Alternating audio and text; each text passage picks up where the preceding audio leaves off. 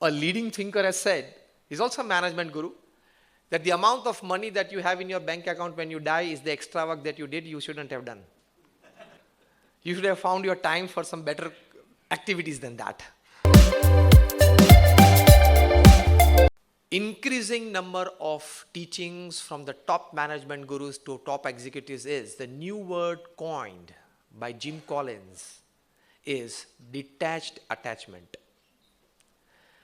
सांख्य सहित योग जिसको बोलते हैं योग along with sankhya, that is full attachment to people, to activities, to work with full sense of detachment as well, that can give you physical, mental, emotional health benefits to unimaginable levels.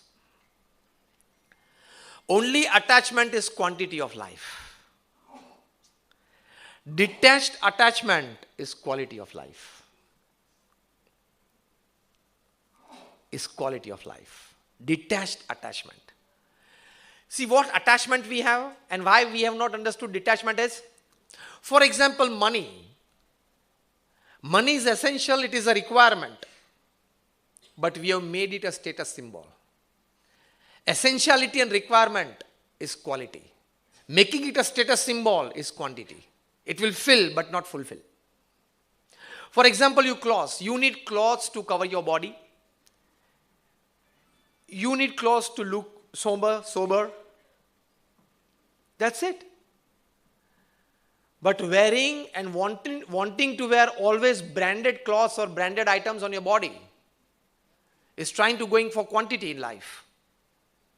You have not understood right. Mark Zuckerberg never wears any branded item on his body. Bill Gates, you see his pictures in the last 15-20 years. The richest people upon this earth, they have never visited a branded shop. They say, I am what I am when I meet people, when I talk to them, when I relate myself to them, when I work to them. I am not, that is my value, is not enhanced because of the branded things that I wear. Brand your heart, brand your head. Not just your body. Branding your body is quantity of life. Branding your heart, soul and mind is quality of life. People are not known by statuses now. People are known by their character and skills. Do you accept this or not? People are known by that. I suggest a very good book. The title of the book is Massive Life Successes, written by Darius Foros.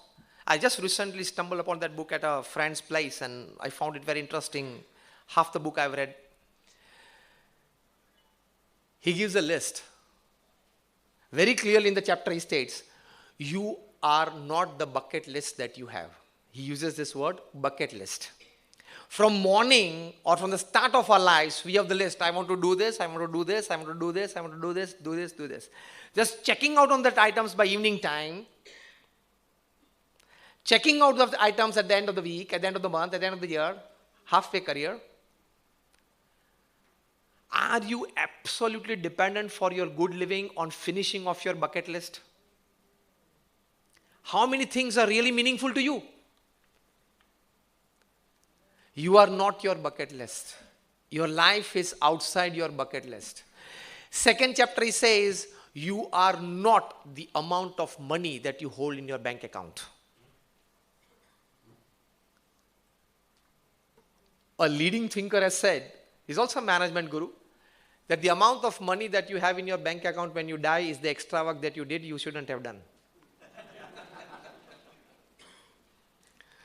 The amount of money that you have in your bank account when you die is the extra work that you did you shouldn't have done. You should have found your time for some better activities than that. You are not the bank account that you hold. He writes, you are not the status that you hold. And he writes, you are not the credit cards in your wallet. We have identified our personality with this. This is quantity life. And great personalities who have lived quality life, they lived without this. And yet, quantity people remember these people. The King of England said, I'm afraid to meet the half-naked fakir from India. He was talking of Gandhi. And his staff, ADC, he asked him, sir, why?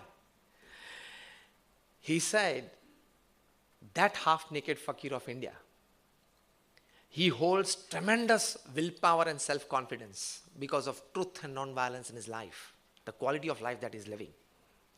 I know he will overpower me in the debate.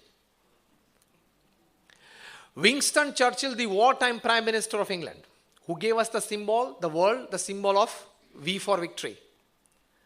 When more than 300 German warplanes were bombarding London and the whole city of London was on fire, Winston Churchill poured in willpower in the citizens of England with this symbol, that we will win the world war. He energized people. He put together the spirits of people, the bravery of people. That Winston Churchill, when he used to go in the convocation days of ICS officers, at that time they had these ICS, Indian Civil Services. Those who would pass these exams would come down to India and sit as governors of different regions. We call it the Prant. And the senior most would sit as the Governor General in Mumbai here and control the entire Mahabharat till the borders of Afghanistan, Pakistan, Bhutan, this side. Such powerful but young and dynamic, energetic ICS officers, age of 25, 28, and they would become literally kings in India. To them, this brave wartime Prime Minister Winston Churchill used to say that you have absolute powers to do anything that you want in India. Now it's your playfield. But don't do one thing. And they would ask what? Churchill used to tell them, don't talk to Gandhi and Sardar. Rest, anything you can do. And they would ask why. And you might have heard the dialogue in the film Gandhi, when that English officer is saying, who is Mr. Gandhi? Then the ADC says, sir, not Gandhi, Gandhi. Gandhi. Sir, not Gandhi. Gandhi. Gandhi. In the third attempt, he got it right. They would ask, who is Mr. Gandhi? Who is Mr. Sardar? This young, smart, dynamic, energetic ICS officers would ask. And Winston Churchill, such a powerful prime minister, he would tell these ICS officers that these two people are so much attached to their mission. At the same time, they are so much detached for time and energy for their spiritual elevation in life. Bodily, they are heavily attached. By means of soul, they are heavily detached. So they have the qualities of truth, qualities of righteousness in their lives, that if you will sit in a meeting with them, in a 10-minute meeting, their willpower is such that they will overpower your conscience. And after 10 minutes, Gandhi or Sardar, if they will throw a blank paper at you on your face and command you to sign, you will sign a blank paper, they will write the script thereafter. This to have these powers. So you do everything and anything that you want in India, just not do one thing. Don't talk to Gandhi and Sardar. If at all you need to meet them or they ask for an appointment, you ask us in England whether we should meet or not, sending us the complete agenda of the meeting. But don't talk to Gandhi and Sardar. See, a man of values, a man of detached attachment. He did not have attachment to his clothes, to his family, to status. At all, if Gandhi had, nobody was there to stop him from becoming the first Prime Minister of India. It was he who proposed Nehru, and thereafter people accepted Nehru. If he wanted to become, he would have easily become. But he did not. That was called detached attachment. And so Gandhi writes in his autobiography that in the midst of all the activities that I do, the peace that I enjoy in my life is because of my singular faith in God and the values of human life. Detached attachment.